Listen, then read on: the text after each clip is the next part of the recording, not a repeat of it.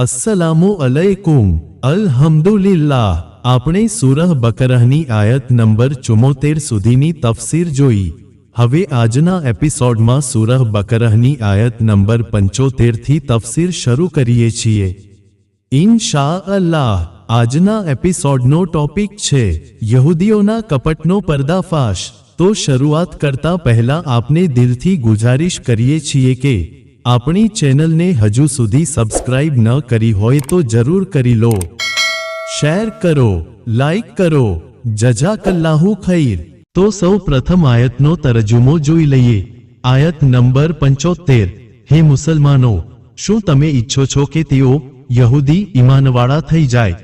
જો કે તેમનામાં એવા પણ છે જેઓ અલ્લાહના કલામને સાંભળીને સમજદાર અને જ્ઞાની હોવા છતાં તેમાં હેરફેર કરી દે છે, અને આવું તેઓ જાણી જોઈને કરે છે। આ આયતની તફસીર। શું તમે ઈચ્છો છો કે તેઓ ઈમાનવાળા થઈ જાય? અહલે ઈમાન એટલે કે ઈમાનવાળાઓને સંબોધીને યહૂદીઓ વિશે કહેવામાં આવ્યું છે કે શું તમને તેઓના ઈમાન લાવવાની આશા છે, જ્યારે કે તેમના પૂર્વજોમાં એક જૂથ એવું હતું જે અલ્લાહના કલામમાં જાણી જોઈને ફેરફાર કરતું હતું।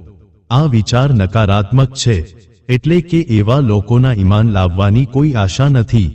તેનો અર્થ એ થયો કે જે લોકો દુન્યવી લાભો અથવા પક્ષપાતના કારણે અલ્લાહના કલામમાં ફેરફાર કરવાથી પણ ગભરાતા નથી, તેઓ ગુમરાહીની એવી દલદલમાં ફસાઈ જાય છે કે તેમાંથી બહાર આવી શકતા નથી।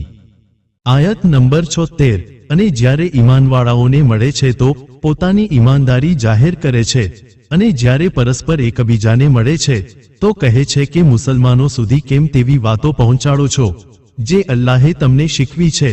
શું જાણતા નથી કે આ તો અલ્લાહના સમક્ષ તમારા પર એમની દલીલ થઈ જશે? આ આયતની તફસીર। અહીં કેટલાક યહૂદીઓની કપટભરી યોજનાનો પર્દાફાશ થઈ રહ્યો છે।